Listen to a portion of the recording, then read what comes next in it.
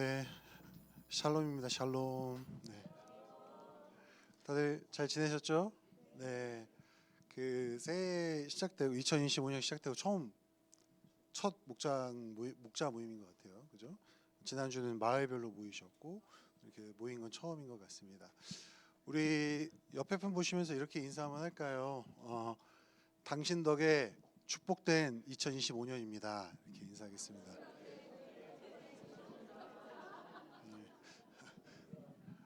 그 발렌타인데이가 되면은 막 이렇게 고백할 때 조금 오글거리는 표현 중에 하나가 뭐냐면 Be my Valentine's예요.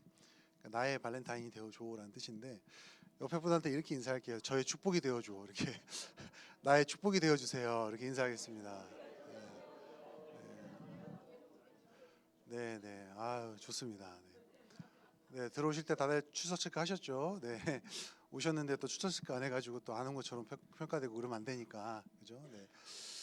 2025년이 밝았고 벌써 일주일이 지났고 12일이 지났고 이제 특세도 끝났습니다. 혹시 특세 전참하신 분 계신가요? 전참. 나 올출했다 손.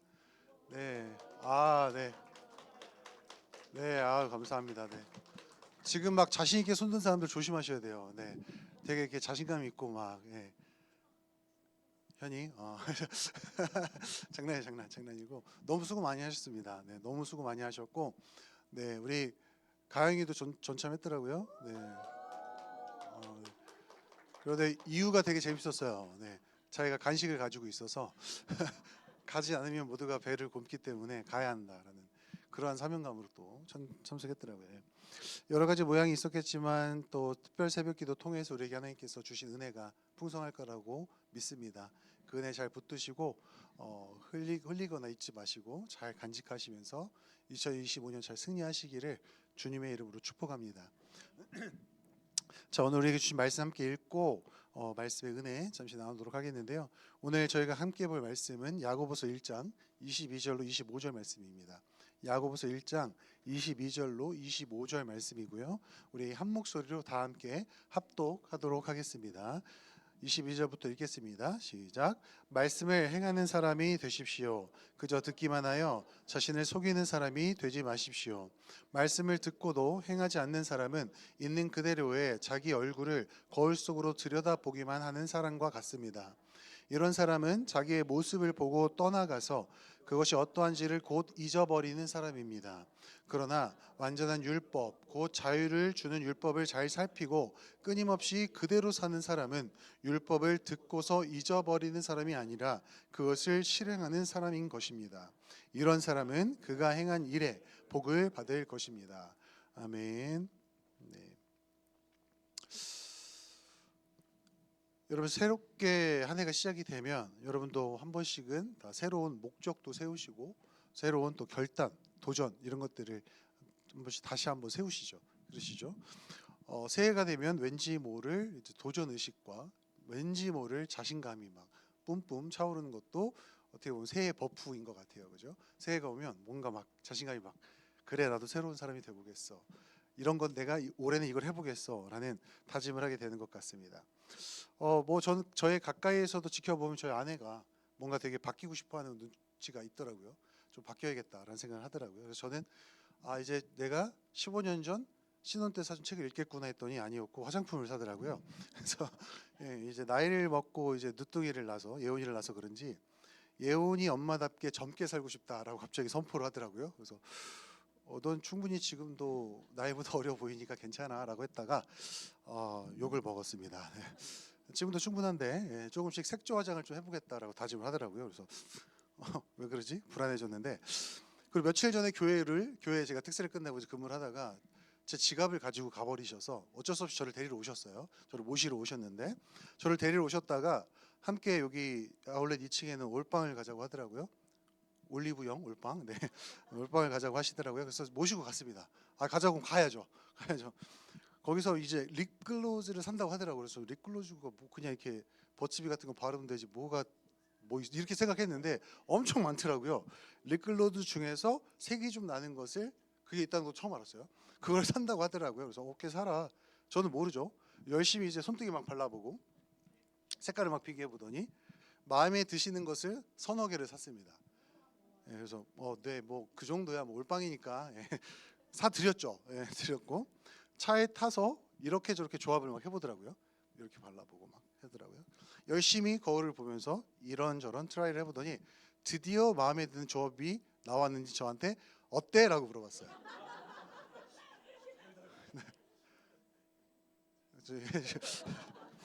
저는 근데 천진하게 뭐가 달라진 건데? 라고 물어봤다가 네, 그 뒤에 이루어진 사태는 이 자리에서 말하기 좀 그러니까 궁금하면 개인적으로 찾아오시면 디테일하게 제 상처의 이야기를 해드리도록 하겠습니다. 네, 여러분 여자분들이 화장할 때 필수 요소가 하나가 있죠. 뭐죠? 거울입니다. 거울. 거울 없이 화장하시는 분 못 봤어요. 예, 뭐 이렇게 아이라이너가 아니 아이라인 이건가? 하여튼 눈썹 그리는 걸로 뭐 하시는 대체품을 쓰는 걸 봤어요. 약간 이렇게 막 여기다가 홍조를 낸다거나 이런 걸 또 대체품 쓰시는 건 봤는데 거울에 대체품은 없더라고요. 핸드폰 외에는. 그죠? 거울 외출하기 전 여러분 그런 상황 있으시죠? 외출하기 전에 왠지 모를 쌩얼에 대한 자신감이 막 차올라요. 오늘 딱 세수했는데 왠지 오늘 좀 내 얼굴 좀 친다. 괜찮다 싶을 때가 있어요. 그러다가 그래도 양심 있지 거울 한번 보자. 거울 한번 보고 이건 좀 아니구나 싶어서 눈썹과 입술을 바르는 경우는 있습니다. 그러나 겨우 거울을 안 보는 사람은 못 봤어요. 제가 여자들 외출할 때 거울 한 번씩 다 보더라고요. 왜 거울을 볼까요? 거울을 통해서만 나의 모습을 그대로 비춰 볼 수 있기 때문입니다. 만약에 거울이 나의 모든 이 쌩얼이 아니라 뽀샤시하게 뽀샵을 해주는 거울이라면 쓸모없을 거예요. 보는 나의 자기 위로만 되겠죠. 그리고 그 거울에 비친 우리의 모습을 잘 살펴보아 꾸미고 감추고 할 것들을 발견할 수 있고 그렇기 때문에 우리는 거울을 보게 됩니다. 자, 우리가 방금 읽었던 본문에도 이 거울이 등장을 하죠. 거울이 등장합니다. 23절에서 이렇게 이야기합니다. 말씀을 듣고 또 행하지 않는 사람은 있는 그대로의 자기 얼굴을 거울 속으로 들여다보기만 하는 사람과 같습니다. 거울이 나옵니다. 네, 말씀을 듣고 보는 행위를 거울을 보는 것과 비슷하게 빗대어서 표현하고 있습니다.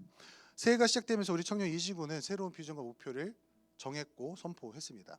이렇게 2025년 첫 주목모를 주님께 드리면서 저는 너무나도 기초적이지만 필수적인 말씀이 우리에게 왜 필요한지를 이 거울의 말씀, 이 본문의 말씀을 통해서 함께 나눠 보고자 합니다. 우리 옆에 분에게 이렇게 인사하면서 한번 시작해 보도록 할까요? 말씀으로 도약하는 2025년이 됩시다. 자, 본문을 통해서 우리에게 말씀이 필요한 이유 세 가지 정도를 간략하게 한번 나눠 보고자 하는데요. 첫째, 우리는 절대 객관적 기준이 필요한 존재이기에 말씀이 필요합니다. 우리에게는 절대적인 객관적인 기준이 필요한 존재이기 때문에 말씀이 필요합니다. 좀 바꿔서 얘기하면 우리는 언제나 어디서나 어떻게든 빗나갈 수 있는 존재이기 때문에 말씀이 필요하다는 것이죠. 여러분 현대 문화와 사상 속에는 우리가 알게 모르게 깔려있는 사상이 있습니다. 그것이 바로 인본주의적인 사상이에요. 인본주의적인 사상. 인본주의라는 것, 휴머니즘 뭐 이렇게 사전에 검색해 보시거나 네이버에 검색해 보시면 정의가 나와 있을 건데요. 인간을 중심으로 세상을 바라보고요. 자칫하면 하나님에 대하여서 격렬히 반항하고 저항할 수 있는 사상 중에 하나가 바로 인본주의입니다. 인간의 존엄성, 행복, 만족을 추구하는 것에 있어서는 그것이 나쁘다라고는 말할 수 없어요. 인간은 누구나 행복하고 존엄하고 만족할 권리가 있습니다. 그러나 그 모든 것의 가치를 판단하는 기준 자체가 인간에게 있다. 인간이 만물의 척도다라고 믿기 때문에 그것이 하나님께 저항하는 수단이 될 수도 있다는 것이죠. 이러한 인본주의적인 사상 속에서 우리 안에 은근슬쩍 자리 잡고 있는 생각 하나가 있습니다. 뭐냐면 신학적으로 이 생각을 성선설이라고 부릅니다. 성선설. 즉 인간은 본디 모두 본성적으로 선하다라는 생각입니다. 인간은 선하다. 그래서 인본주의에 기초한 상담이라든가 심리라든가 자세히 파고 들어가면 인간 내부에 있는 선한 능력과 인간 스스로가 할 수 있는 그 의지와 능력을 가지고 인간이 스스로 문제를 해결할 수 있도록 너는 그것에 대해서 안내만 해주면 돼라는 기초로 갑니다. 그죠? 인간은 선하다고 믿기 때문입니다. 그런데 여러분 윌리엄 골딩이라는 이 작가가 쓴 책 중에 유명한 책 하나가 있어요. 파리 대왕이라는 책이 있습니다. 보신 분들은 알겠지만 이 책이 되게 충격적인 책이었어요 당시에. 왜냐하면 전쟁을 피해서 가상의 전쟁, 핵전쟁이에요. 핵전쟁을 피해서 비행기로 후송되고 있던 6살부터 12살 난 소년들이 무인도에 떨어져서 벌어지는 일을 기록한 것이 소설로 쓴 것이 바로 파리 대왕이라는 소설입니다. 결코 성장 드라마가 아니에요. 우리가 아는 막 슬램덩크 같은 BGM 깔리면서 막 빠바밤 이러면서 이런 게 아니에요. 긍정적이고 밝은 게 아니라 끔찍합니다. 살인이 일어나고요. 권력계층이 나눠지고 그 안에 투쟁이 일어나고 경쟁이 일어납니다. 이 책에 대해서는 이런저런 해석이 존재하지만 기독교적인 관점에서 확실한 해석은 뭐냐면 인간 내면에는 존재론적으로 부인할 수 없고 소멸시킬 수 없는 악한 본성이 존재한다라는 것을 소설이 고발하고 있어요. 인간 아무리 모아놔봤자 아무리 순수한 애들 모아놔봤자 악한 결과가 나온다라는 것을 여실히 보여주는 책입니다. 인간은 이처럼 삐뚤어져 있습니다. 물론 선한 부분, 옳은 부분, 정의로운 부분도 있습니다. 그렇죠? 그러나 제가 인간이 왜곡되어 있고 죄로 인하여 타락해 있다라고 하고나는 이유는 언제 어느 때라도 악하고 죄악된 결정을 너무나도 쉽게 너무나도 부드럽게 자연스럽게 내릴 수 있는 할 수 있는 그리고 집단으로서 공동체로서 모이면 그 성향이 더 급진적이게 되는 존재이기 때문에 저는 인간은 악하다 죄이다라고 확언합니다. 언제나 죄된 결과를 선택할 수 있어요. 언제나 스스로. 성경은 단순하지만 단호하게 이 사실을 선포하고 있습니다. 여러 구절들이 이 사실에 대해서 이야기하는데요. 그 중에서 우리의 죄악되면서 미련한 습성을 콕 집은 것이 바로 이사야 53장에 나와 있는 선포입니다. 6절 이렇게 이야기하죠. 우리는 모두 양처럼 길을 잃고 각기 제갈 길로 흩어졌으나. 여러분 양은 귀엽죠. 몽골 가서 양 인형 사오신 분 많죠. 그렇죠. 사몽이 잘 있죠? 우리 혜승이 항상 사진 찍어서 올리는. 네. 양 귀엽습니다. 그런데 여러분 잘 보시면 양 진짜 미련 천치거든요. 정말 미련하거든요. 양은요 미련함과 동시에 시력도 좋지 않아서 자기가 어디로 가야 할지 안내해 주는 자가 없으면 지 마음대로 갑니다. 진짜. 그 앞이 절벽인데도 그냥 꼬리 누면서 쫄래쫄래 가다 다 떨어지는 게 양이에요. 왜? 앞에 있는 양이 같거든. 그 양의 꼬리만 보고 쫓아가는 게 양이거든요. 그죠? 그렇게 스스로 판단하지 못하고 스스로가 옳은 길을 알지도 못하는 미물이라고도 볼 수 있습니다. 성경은 진짜 기분 나쁘게도 우리를 그러한 양과 자주 그리고 기꺼이 비교하고 설명합니다.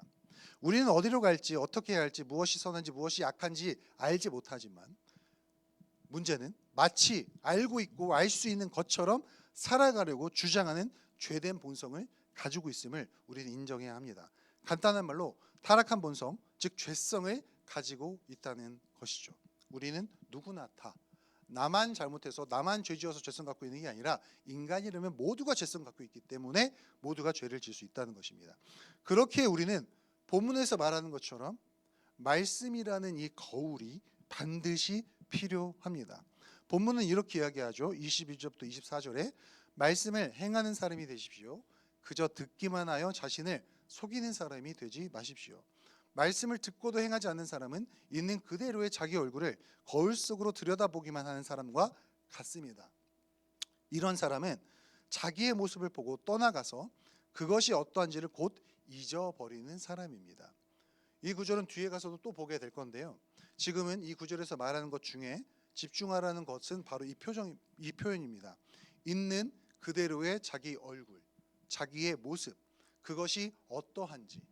성경은 인간 친화적인 관점을 가지고 있지 않아요. 살펴보면 하나님 친화적입니다. 물론 궁극적으로 우리 인간을 사랑하시고 구원하시며 영원한 하나님 나라에서 영생으로 인도하시는 하나님의 사랑을 담고 있는 사랑의 책, 은혜의 책임은 확실하고 분명합니다. 그러나 성경은 어떤 관점에서 보면 인간에게 정말 불편한 책입니다. 어떤 것 하나 쉽게 넘어가는 경우가 없어요. 뭐 이 정도면 그냥 넘어가도 될 텐데 없어요. 성경은 다 짚고 넘어가요. 인간의 모습을 적나라하게 드러내다 못해 불쾌할 정도로 지적하고 인정하게 만드는 것이 뭐죠? 하나님의 말씀입니다. 그래서 말씀을 읽다 보면 불편해지는 거죠. 자연스러운 거예요. 정상입니다. 그것이 우리가 말씀을 읽어야 하는 그 말씀 자체가 필요한 첫 번째 이유입니다. 우리는 우리 자신을 성경에 비추어 보아 거울에 비추어 보듯이 철저히 살펴보고 깨달아야 합니다. 지금 나의 모습, 있는 그대로의 모습이 어떠한지를 절대 객관인 성경을 통해서 발견해야 한다는 것이죠. 내 상태가 어떤지, 과연 건강한지 아니면 왜곡되어 있는지 살펴보아야 합니다. 그리고 그 살펴보는 과정에서 우리에게 가장 필요한 것은 살아있는 진리의 말씀인 성경인 줄 믿습니다. 우리에게 수많은 기준이 있죠. 세상적 가치도 있고 세속적 가치도 있고 나의 생각, 나의 자아의 목소리, 여러 목소리가 있을 겁니다. 그러나 세상의 것들은 다 변합니다. 그렇죠? 문화, 경제, 역사, 사회 모든 모습들과 모든 가치들조차도 변할 때가 있어요. 그러나 진리는 변하지 않기 때문에 진리겠죠. 시대와 역사와 문화 속에서 변하지 않고 꿋꿋이 한 가지의 통일된 기준을 제시할 수 있어요. 그게 진리일 것입니다. 세상의 모든 것은 변해요. 이사야 40장 8절 말씀처럼 풀은 마르고 꽃은 시드나 누구의 말씀만 영원히 서 있다? 하나님 여호와의 말씀만 영원히 서 있다라고 선포하죠. 네. 영원히 변하지 않는 것은 진리이고 그건 하나님의 말씀밖에 없는 거예요. 그 진리라는 말의 어원을 따라가 보면 제가 설명 몇 번 드렸지만 우리가 쓴 30cm 자 같은 자라는 단어가 같이 그곳에서 파생됩니다. 즉 뭐냐면 진리는 갖다 대면 무엇이 왜곡됐고 무엇이 삐뚤어졌고 무엇이 곡선인지를 밝히 보여주는 게 진리인 거예요. 진리에 비추어 봐야 나를 점검하는 거죠. 그렇기 때문에 우리에게는 그 절대 객관의 기준인 말씀이 절대적으로 필요하다는 것이죠. 사랑하는 여러분, 우리에겐 이러한 절대 객관적 기준, 말씀이 필요합니다. 문화, 시대, 상황과 환경에 따라 타협하고 변화되는 기준은 우리에게 필요하지 않습니다. 물론 참조해야 되겠죠. 세상을 알아야 하기 때문에. 우리에게는 변하지 않는 절대 객관, 절대 진리라는 기준이 필요합니다. 그리고 우리에게 주어진 유일한 절대 진리는 하나님의 말씀밖에 없는 줄 믿습니다. 그렇게 여러분, 우리는 모두 힘쓰고 애써서 우리 2025년에는 이러한 진리의 말씀으로 가득 채워져야 할 줄 믿습니다. 둘째, 우리는 변화되고 성장하기 위하여 말씀이 필요합니다. 우리는 변화되고 성장하기 위하여 말씀이 필요합니다. 자, 우리가 절대 객관, 절대 진리를 통하여 지금 우리 스스로의 모습을 발견하는 것 너무나도 중요하죠. 그러나 그 다음 단계도 있고 그 다음 단계가 어찌 보면 더 중요하고 치명적으로 중요하다라고 볼 수 있습니다. 쉽게 말하면 알았으면 고쳐야 하고 알았으면 행동해야 하고 알았으면 변해야 한다는 것이죠. 본문은 이렇게 이야기합니다. 동일하게 반복돼요. 한번 띄워주실래요? 본문 21절부터 24절 같이 한번 읽어보도록 하겠습니다. 말씀을 시작. 말씀을 행하는 사람이 되십시오.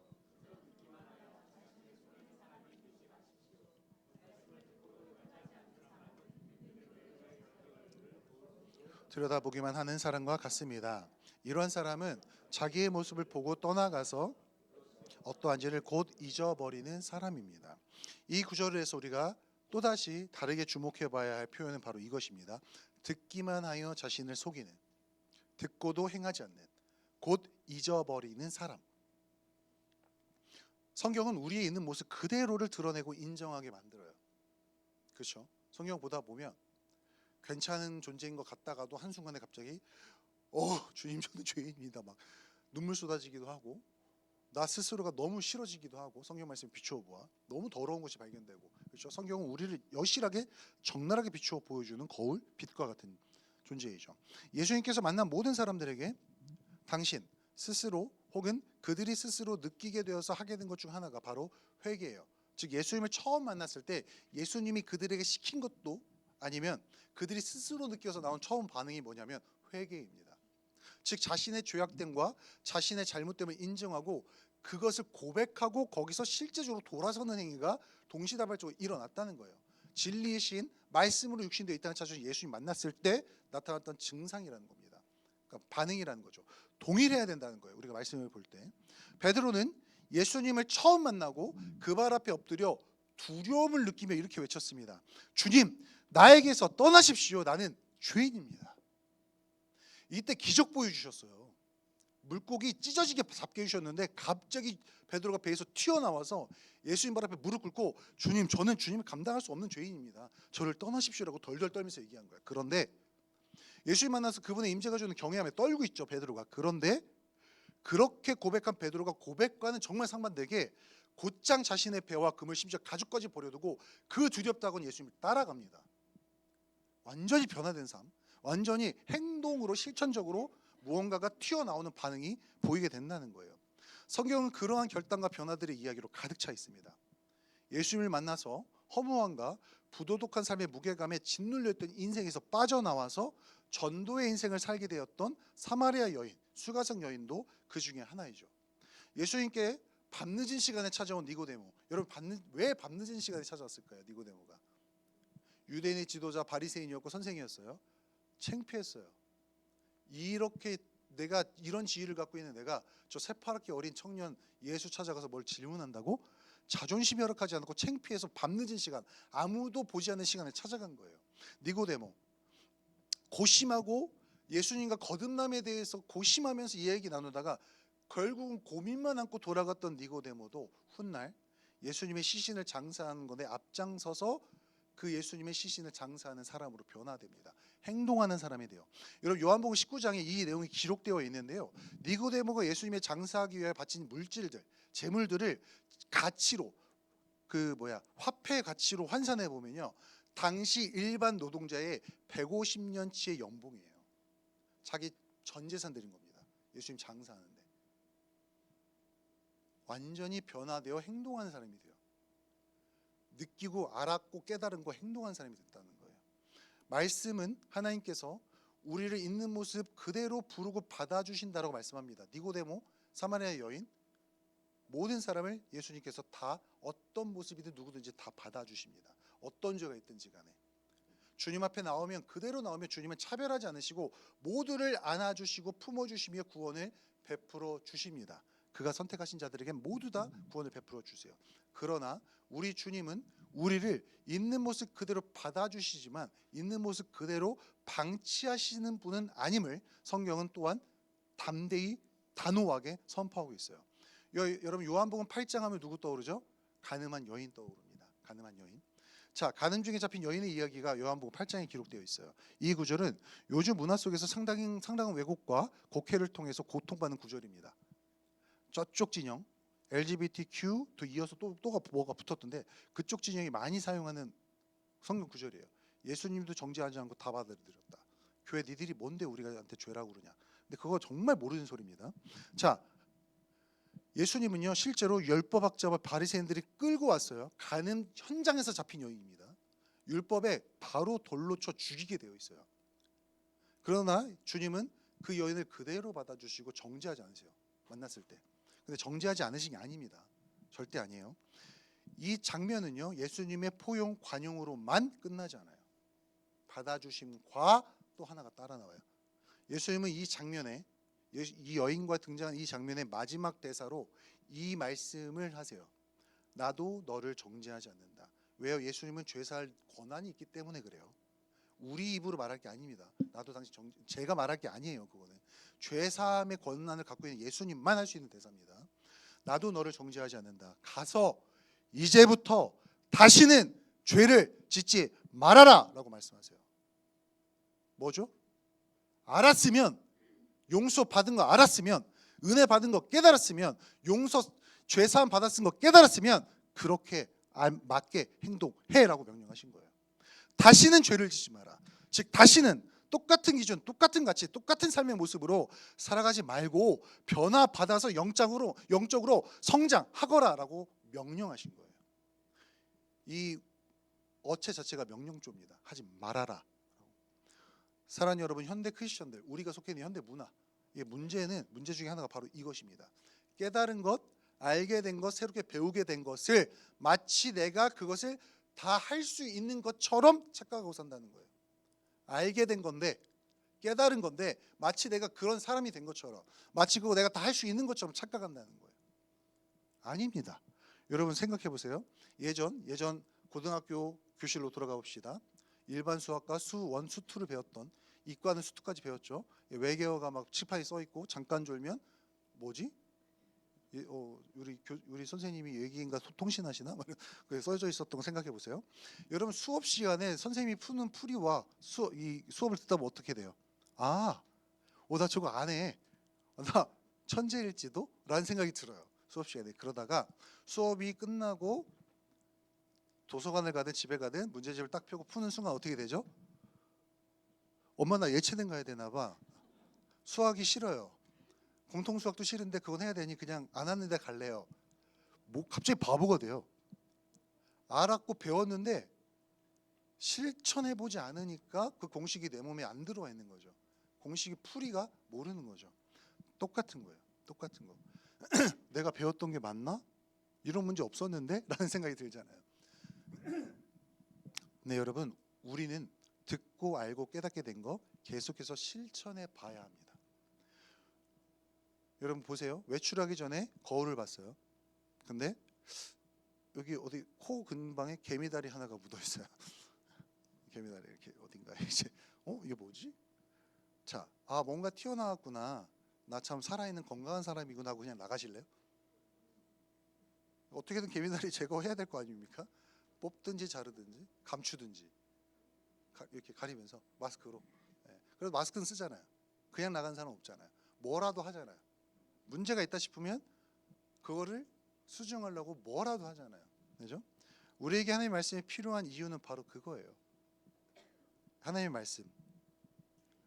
모든 말씀은 하나님의 영감으로 된 것으로 교훈과 책망과 바르게 함과 의로 교육하기에 유익하니. 여러분 보세요. 여기에는 긍정적으로 우리에게 막 신나게 하는 단어 하나도 없어요. 교훈 좋죠. 교훈. 교훈 여러분 책망과 따라오는 겁니다. 그죠? 교훈, 책망, 바르게 함, 의로 교육하기 다 불편한 것들입니다. 근데 뭐냐? 바르게 보여주고 가르쳐 준다는 거죠. 어긋난 거 다 가르쳐 준다는 거예요. 그런데 거기서 하나님의 말씀 거기서 끝나지 않아요. 더 나갑니다. 성경은 하나님의 사람을 유능하게 하고 그에게 온갖 선한 일을 할 수 있게 하는 능력이 있는 말씀이기 때문에 우리에게 하나님의 말씀이 필요한 거예요. 하나님의 말씀에는 온갖 선한 일을 할 수 있게 하는 능력이 있는 줄 믿습니다. 즉 깨닫게만 하시는 것이 아니라 깨닫고 가르쳐주고 배운 것들, 우리가 알게 된 것을 실천하게 푸시하고 몰아내는 능력도 성경 안에 있다는 거예요. 그래서 성경 읽다 보면 불편한 거예요. 읽고 행동하지 않으면 계속 찔리는 거예요. 너무 정상이에요, 여러분. 너무 정상이에요. 그래서 불편해도 계속 읽어야 돼요. 우리는 깨달은 걸, 알게 된 것, 배우게 된 것을 실질적으로 실천하고 행동하여 내 것으로 만들어 우리를 성장 성숙시키는 비밀이 담겨있는 성경을 가까이 하고 계속해서 읽고 묵상하고 사모해야 하는 줄 믿습니다. 그렇기 때문에 우리에게 하나님의 말씀이 절대적으로 필요한 거예요. 절대적으로. 지식은 우리를 변화시키지 않습니다. 지식은 변화의 시작을 가져올 수 있어요. 그러나 변화를 완성시키지 못합니다. 실천하고 행동한 것만 우리의 인생을 변화시킵니다. 다이어트 계획이 우리의 살을 빼가지 않아요. 뒤에서 자꾸 이제 누가 이렇게 쿡 찔러주고, 가영이 얼굴 빨개졌는데 잘하고 있어. 너무 잘하고 있어요. 눈 뜨자, 가영아, 눈 뜨고. 목사님 얘기하는데 졸면 안 되죠? 네. 여러분 그렇잖아요. 다이어트 계획으로 살이 빠졌으면 저도 지금쯤 뼈만 남아야 돼요. 얼마나 세우는데요. 제가 얼마나 계획형인데요. 철저합니다. 식단 다 짜고 딱. 그리고 그 저녁에 치킨을 먹어서 그렇지. 엄청 계획 잘 짜요. 그죠? 여러분 지식은 우리를 변화시키지 않지만 변화를 시작시키고 실천과 행동이 변화를 완성시키는 줄 믿습니다. 말씀은 이 두 가지의 모든 능력을 우리로 가르쳐 주시고 알게 하시고 행동하게 하는 능력이 이 안에 담겨 있는 줄 믿습니다. 그래서 우리는 말씀이 필요합니다. 마지막 세 번째, 우리는 말씀을 통하여 보상받기 때문에 말씀이 필요합니다. 말씀을 통하여 보상받기 때문에. 여러분 하나님 절대 공짜 없어요. 진짜 공짜 없습니다. 여러분 2025년 하나님의 보상을 받는 한 해 되기 원하십니까? 아멘이시죠? 제가 어제 특세 예배 드리다가 정말 깜짝 놀랐어요. 제가 준비한 말씀 결론을 다 말씀을 하셔가지고 말씀 바꿔야 되나? 엄청 고민하다 그냥 가지고 왔어요. 시간이 없고 제가 그만한 내공이 안 돼서 그냥 갖고 왔습니다. 아무튼 들어보세요. 본문의 마지막 구절 25절은 우리에게 이렇게 선포하죠. 우리 한번 띄워주실래요? 같이 한번 읽어볼까요? 25절. 자 시작. 그러나 완전한 율법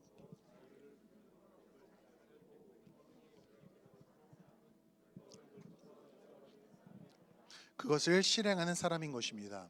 이런 사람은 그가 행한 일에 복을 받을 것입니다. 아멘. 여러분 하신 일에 보상받고 싶어 하는 것은 당연한 겁니다. 목사님 제가 제 욕심으로 이렇게 구해도 되나요? 욕심은 방향만 잘 잡으면 열정이 돼요. 에너지입니다.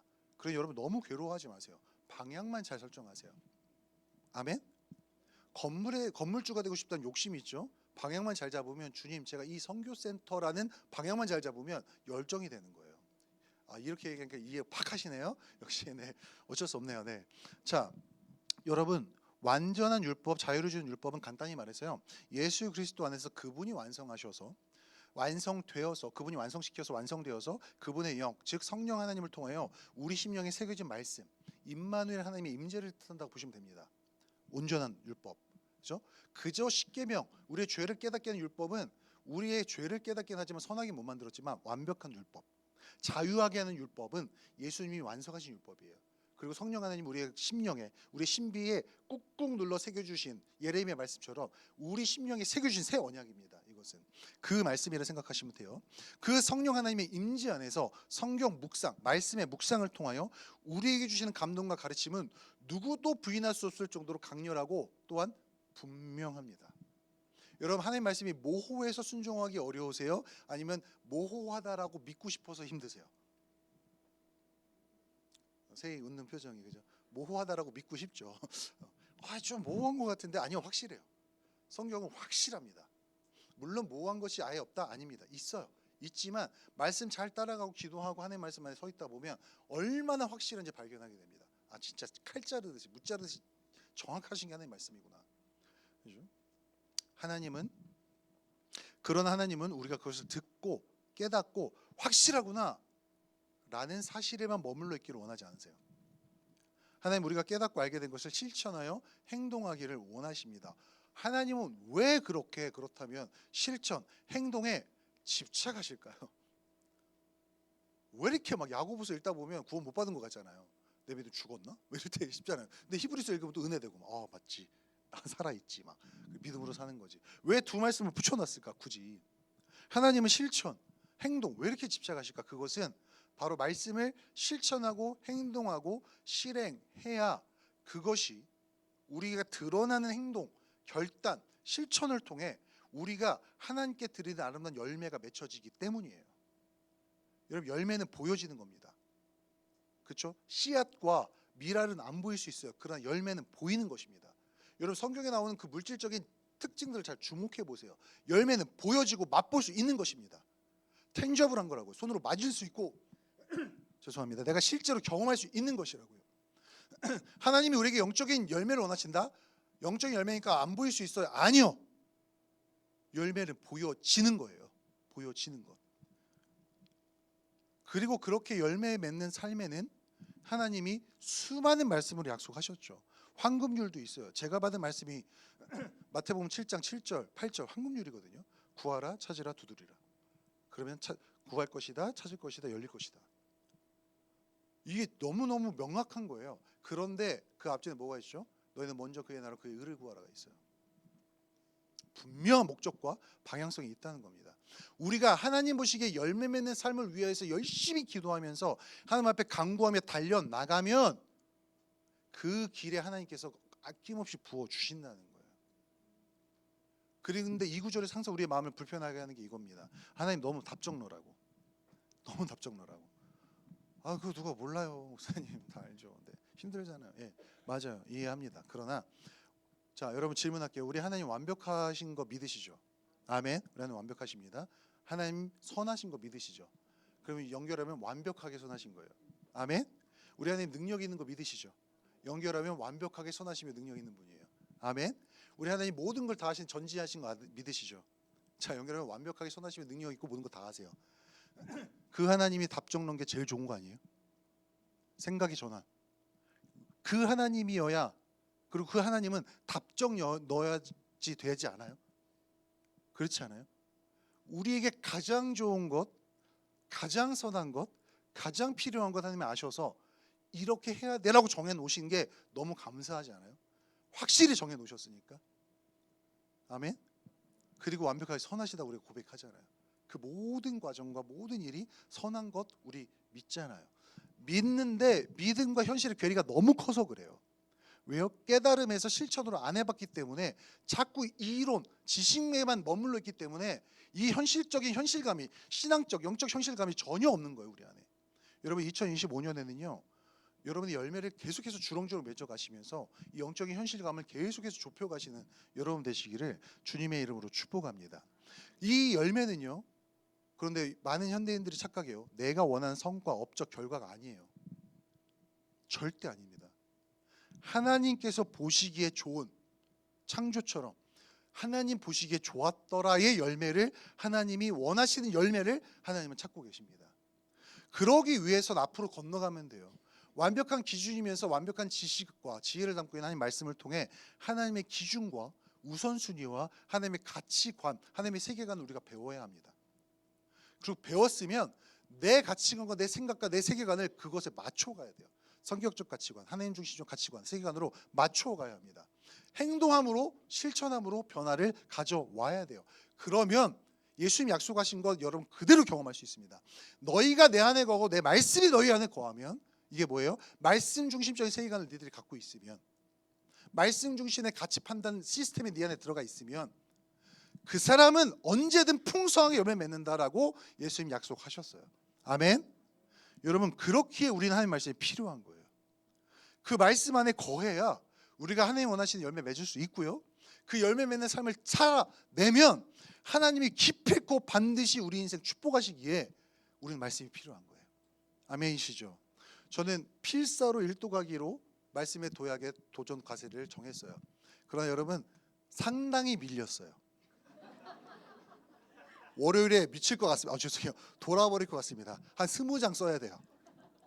예은이가 그래, 아빠 뭐해? 아빠 숙제해? 조용히 들어가 자. 미칠 것 같아요. 가뜩이나 글씨도 잘 못 쓰는데 보면서 막 자괴감 들어요. 내가 이러려고 12년 동안 기초교육을 받았나 이러면서. 나의 펜글씨는 우리 아내가 족체라고 부르거든요. 발가락에 끼워서 쓰는 것 같다고. 그래서 고맙다, 그래도 발가락에 끼워줘서. 그래서 없다 했는데, 그래도 제가 그 필사일독을 결정한 이유는 단 하나입니다. 어떻게든 말씀 붙들고 살고 가고 싶어서 그래요. 목사인데 내 안에 말씀이 없어요. 목사인데 제 안에 말씀 묵상이 없어요. 그러니 열매가 없는 거예요. 그럼에도 하나님의 말씀이 나를 강건하게 붙들고 열매 맺게 하신 그 열매가 지금 여기 계신 우리 목자님, 마을장님, 예비 목자님을 통해서 저는 보게 됩니다. 네. 어떤 제가 정말 사랑하는 목자님, 그렇게 뺀질거리고 누울 자리 찾던 그 목자님, 정말 헌신과 열정으로 헌신하는 거 보면 너무 감사하거든요. 제가 한 게 아니잖아요. 말씀이 그 사람을 변화시킨 거잖아요. 그죠? 저는 그런 거 보면 너무 감사해요. 이 사람 예비 목자 안 쓸 것 같았는데 서 있는 지금 몇몇 있거든요. 여기에. 네. 얘기하면 이제 시험 되니까 제가 얘기는 안 하겠고 그런 사람들이 있어요. 진짜로. 근데 정말 감사하거든요. 이 말하면 안 들을 것 같아요. 절대 순종 안 할 것 같아. 가슴 두근두근 거리면서 얘기해요. 목사님 제가 할게요.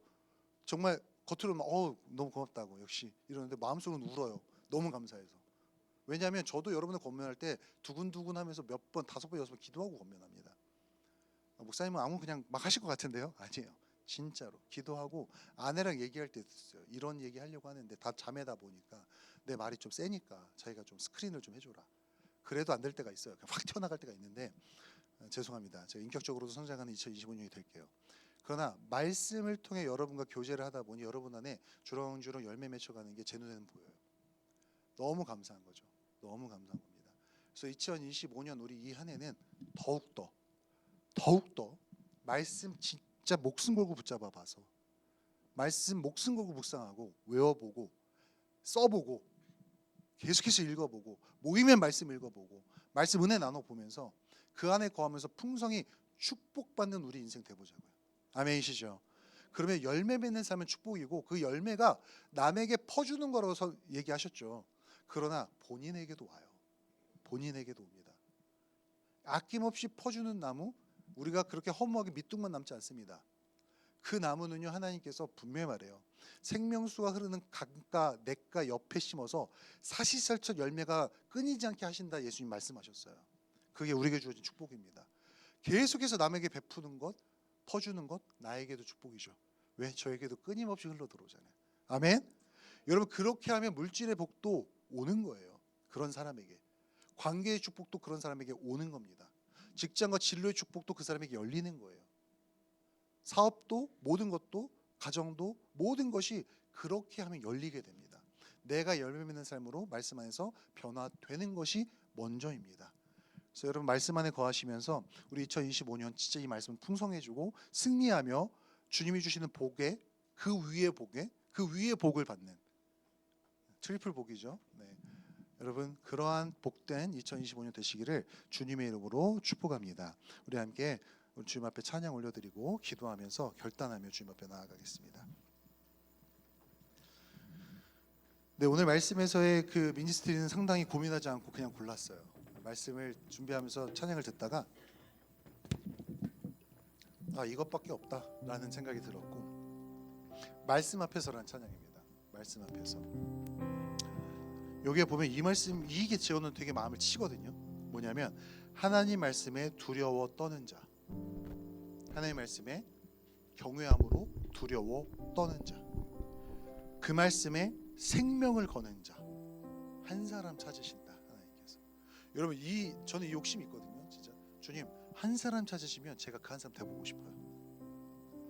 제가 세상 누구보다도 진짜 심장 터지게 주님 사랑하는 사람 찾으시면 제가 거기서 1등 한번 해보고 싶습니다. 너무 부족해서 막 눈물 날 때 있어요. 진짜 나 왜 이럴까? 왜 나의 열정과 이상과 이 현실은 이렇게 괴리가 클까? 그러나 점점 아주 미리하나 조금씩 좁혀지는 게 느껴져요. 조금 더 좁혀지겠죠. 주님 만나면 완전히 좁혀지겠고, 하나님의 말씀에 운명을 거는 자, 내 생명 거는 거잖아요. 인생 거는 거잖아요. 순종하며 주 따라가는 자, 여러분 그러한 사람이 하나님 제가 되겠습니다 라는 고백으로 우리 야고보서 말씀 묵상하면서 하나님 말씀 앞에서 함께 주님 앞에 고백함을 올려드리겠습니다. 말씀 앞에서 경외하고